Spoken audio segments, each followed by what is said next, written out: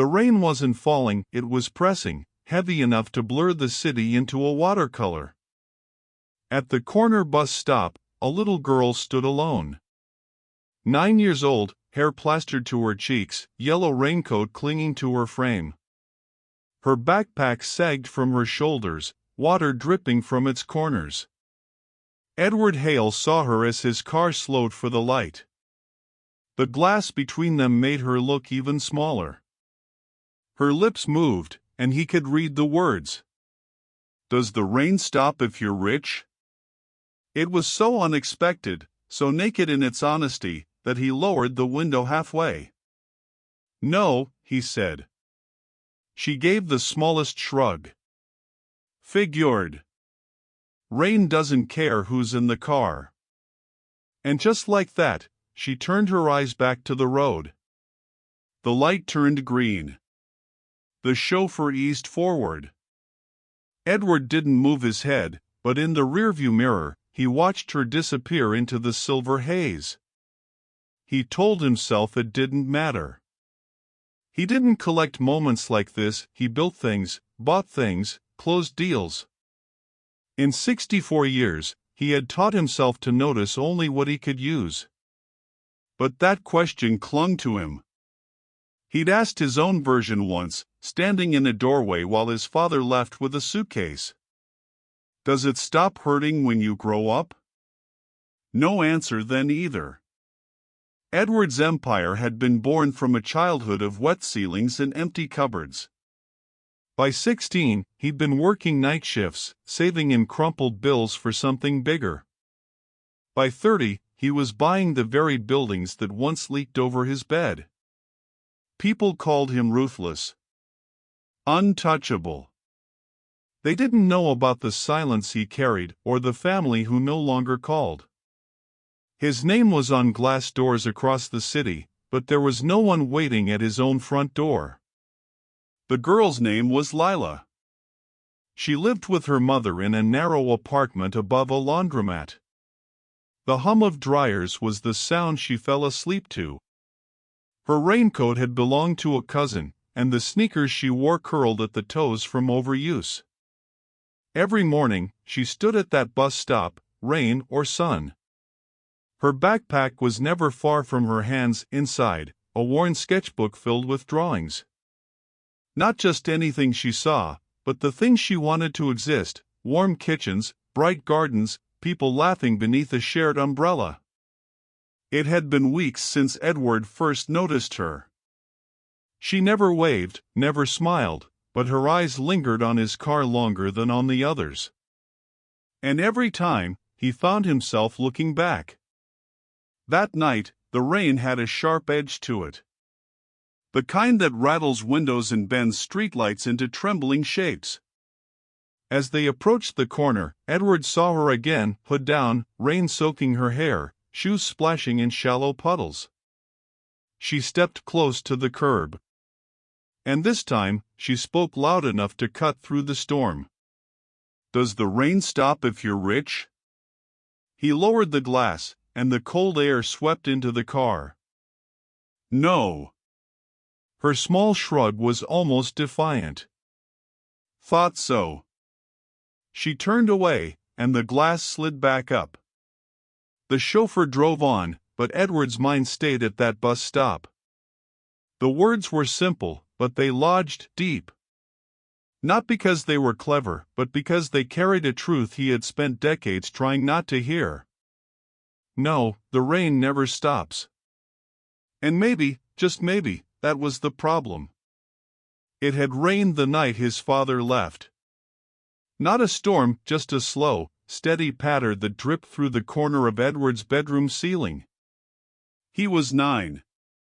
His father's shoes clicked softly on the hallway floor, and Edward sat up in bed just in time to see the suitcase. "Where are you going?" he'd asked. "Out," his father said, without stopping. The door shut. The rain went on falling. No one explained why he never came back. Decades later, Edward still hated that sound: rain on a roof that leaked. But no matter how many glass towers he owned now, some memories didn't leave. They just changed their weight. The morning after seeing Lila at the bus stop, Edward sat in the back of the sedan, silent as usual. The driver kept his eyes forward, but the city outside was silver with drizzle, and the corner where she waited was coming into view. He told himself he wouldn't look. Yet when the car slowed for traffic, his eyes found her immediately. Yellow coat. Backpack. Head tilted slightly as if she was listening for something. This time, she didn't see him. She was bent over, sketching quickly, the tip of her pencil moving like she was racing to catch an idea before it vanished. A horn blared behind them. The sedan rolled forward, and she was gone again. Edward's world was not one of pauses. His calendar moved like clockwork: board meetings, site visits, investor dinners. People respected his silence, maybe feared it. It gave him control. But lately, that silence felt different. He caught himself listening for small voices he didn't expect. It wasn't the first time a stranger had caught his attention.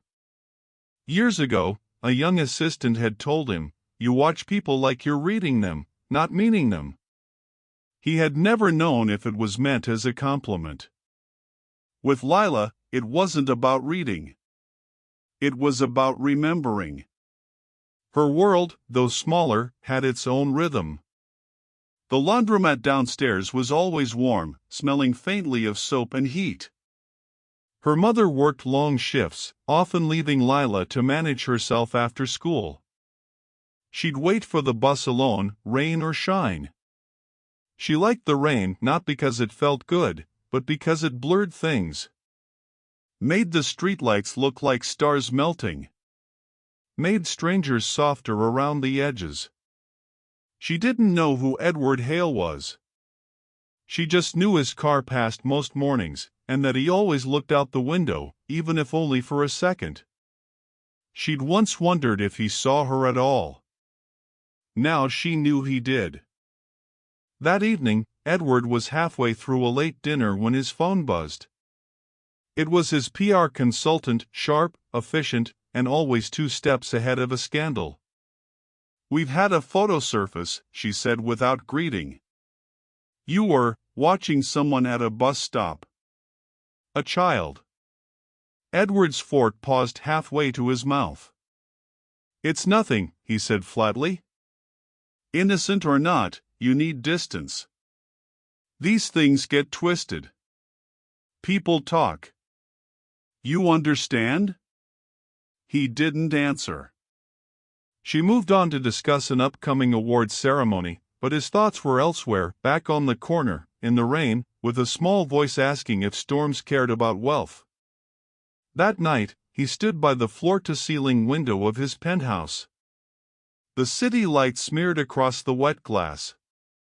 Somewhere out there, Lila was probably asleep, her sketchbook on the table beside her bed. He didn't know why he cared.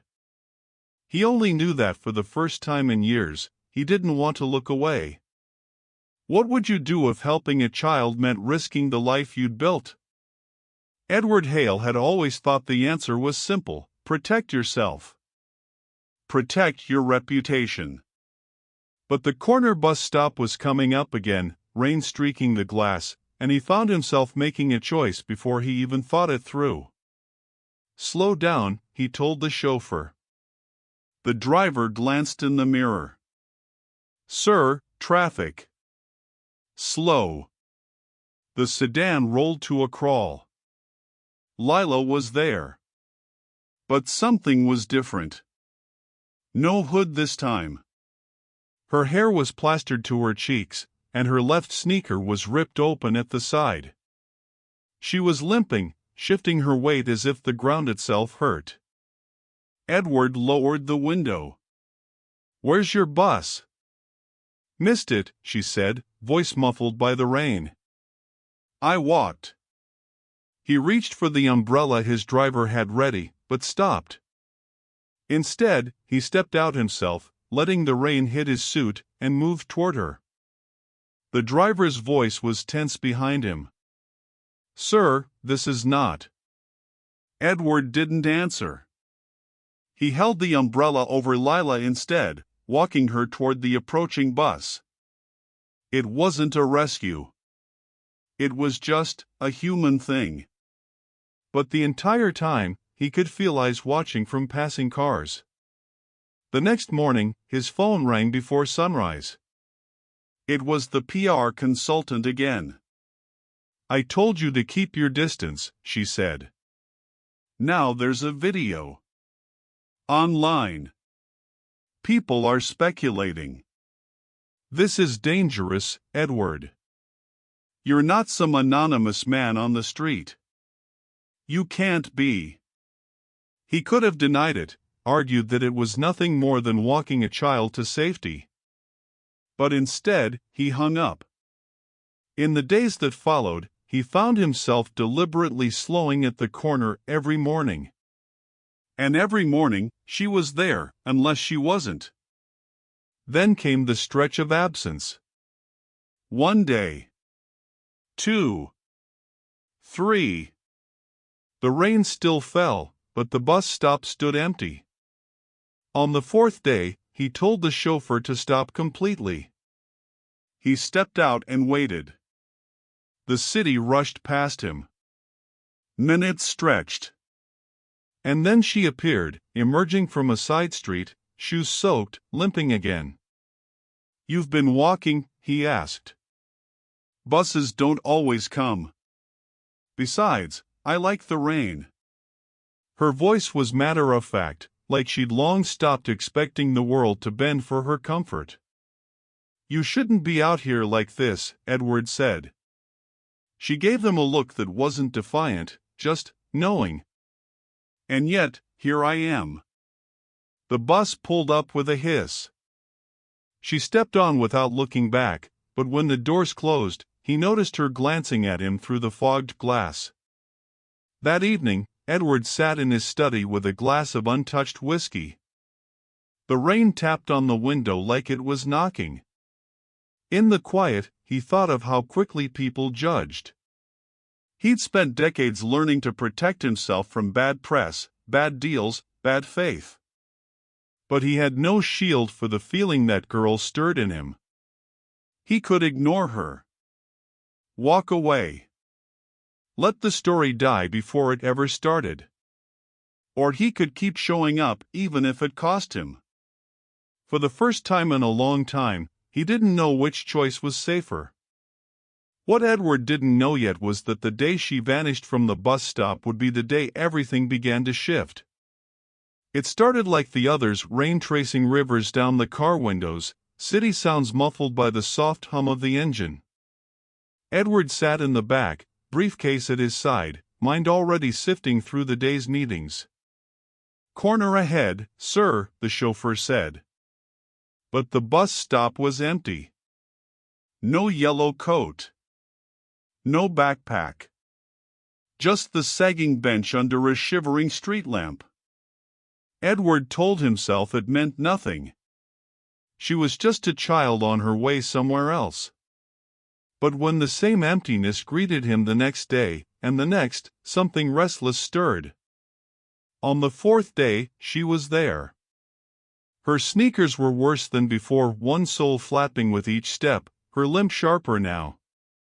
She clutched her backpack like it was the only dry thing she owned. Edward tapped the window. "Stop here." The car eased to the curb. The chauffeur reached for the umbrella, but Edward waved it off. Rain streaked his suit as he stepped out and crossed to her. "You've been gone," he said. She tilted her head. "Got caught in the storm. Missed the bus. Walked." "You walked in that?" "Rain doesn't care who's in the car, remember?"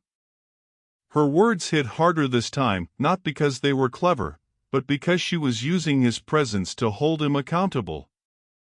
The bus was pulling up, but Edward didn't step back. He lifted his own umbrella and placed it over her head, walking her to the door. People on the bus stared. The driver gave him a questioning glance. If the scene made it online, so be it. The next morning, Edward didn't see her. Not at the bus stop. Not on the side streets he scanned as they passed. But this time, he didn't wait 3 days. Circle the block, he told the driver. They found her 2 streets over, crouched under a half-collapsed awning, sketchbook in her lap. "What are you doing out here?" Edward asked, stepping into the drizzle.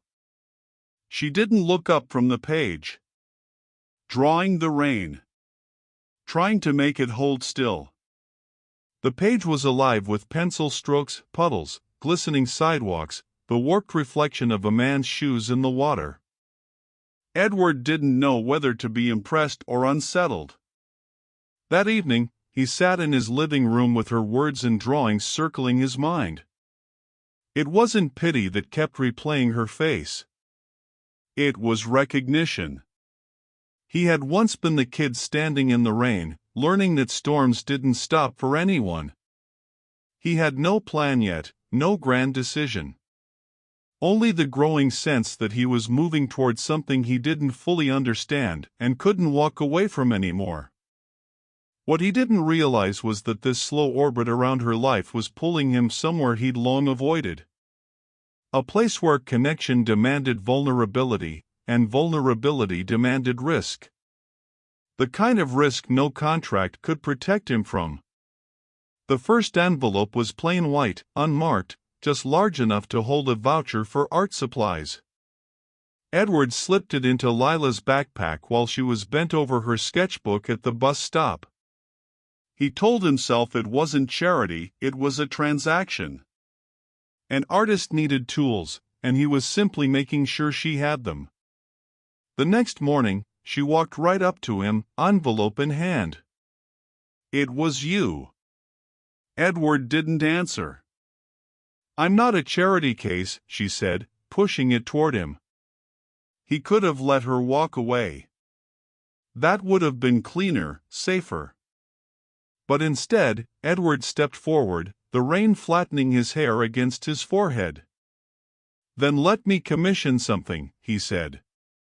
"Draw me something that makes the rain worth it." She studied him for a long moment, as if weighing whether he meant it. Then she slid the envelope back into her bag. "Fine. But it's my way. No deadlines. No approval." And she walked off, leaving him with the faintest trace of a smile. From then on, their mornings began the same way. Lila would be at the bus stop, sketchbook open, occasionally glancing up when the car approached. Sometimes she'd hold up a drawing for him to see through the glass, the outline of a city street, the curl of steam from a diner window, a tiny figure standing under an oversized umbrella. Edward found himself sharing small fragments in return.